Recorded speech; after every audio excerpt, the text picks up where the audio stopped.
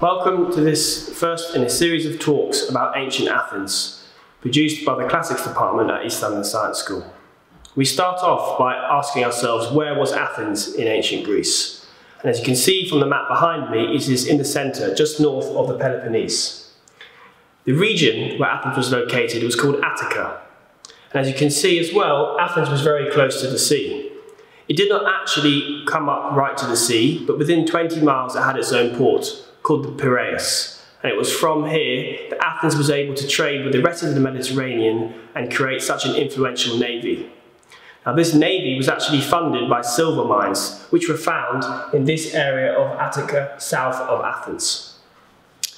When one considers the city of Athens, of ancient Athens, the first thing you think of is the Acropolis, the ancient heart of the city. Acropolis in Greek means high city. And that's what it was, a mountain flattened by humans in order to build the most important temples on top. Now this mountain dominated the city, and from every area you would have been able to see it. The first building on top that we're going to look at is the Parthenon. The Parthenon in Greek means virgin, and it was the temple to Athena, the patron goddess of the city. It was first constructed in the early 5th century BC, and then in 480 was destroyed when the Persians sacked Athens.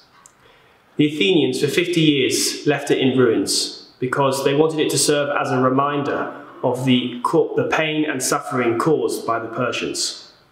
Eventually it was rebuilt and became the most important temple in the city. Every 4 years during the Panathenaea, every Athenian citizen would march up the steps to the Acropolis and wait outside the Parthenon temple. During this very important festival, the peplops, the robe which surrounded the shoulders of the statue of Athena in the temple, would be changed. This is the festival that we believe is shown on the Elgin marbles. This was the frieze stolen by Lord Elgin in 1801 and brought back to Britain. It now rests in the British Museum. The Greek government have asked for it back on several occasions. And in the brand new Acropolis Museum, just to the south of this amazing place, there is a space reserved for whenever these artifacts might be returned. The other main temple on the Acropolis is the Erechtheion. This is named after one of the legendary kings of Athens. And it is here that Poseidon and Athena are said to have had their argument. When Athens was first founded, it lacked a name and it lacked a patron god or goddess. Athena offered the people the olive tree. It would be a source of food and of oil. Poseidon smashed his trident into the ground and out sprung water. The Athenians evidently chose Athena, and that is where the city got its name from. We turn our attention to the Theatre of Dionysus, built into the southern slopes of the Acropolis.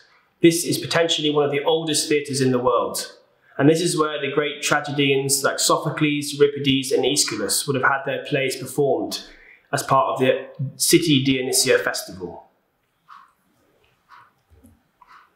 In the shadow of the Acropolis is the ancient Agora, the marketplace of ancient Athens. I like to call it the Westfield of ancient Athens because it was the economic and social heart of the city. It's here that the 500 men in the Athenian council, the boulè, would decide what matters were going to be debated by the ecclesia, the assembly. The assembly was made up of every male Athenian citizen of eligible voting age, and they would sit on a hill just next to the Acropolis, also overlooking the Agora, called the Pnyx. This is sometimes called the heart, the origin of Athenian democracy. Temples such as this, the Temple of Hephaestus, were found around the edge of the Agora. This one is so well preserved because it was later converted to be a church. So you can see how religions over time actually result in certain buildings lasting better than others. In contrast to this, we have the great temple of the Olympian Zeus, started in around 500 BC by the Athenian tyrant Pisistratus. It took over 650 years to be completed because each person who kept on trying to finish it would run out of money. After it was completed, it existed for less than 100 years before the barbarians attacked Athens and destroyed it. It is perhaps a great sign of hubris, the Greek word for arrogance in the face of the gods. When it was built, it was the biggest temple in the world, but its short-lived life serves as a reminder that perhaps humans do have limits. That concludes our talk on ancient Athens. There are far more buildings to have a look at, most of them added later when the Romans conquered the city in the 2nd century BC. Our next talk will be on the history of ancient Athens, focusing on the golden age of the 5th century BC.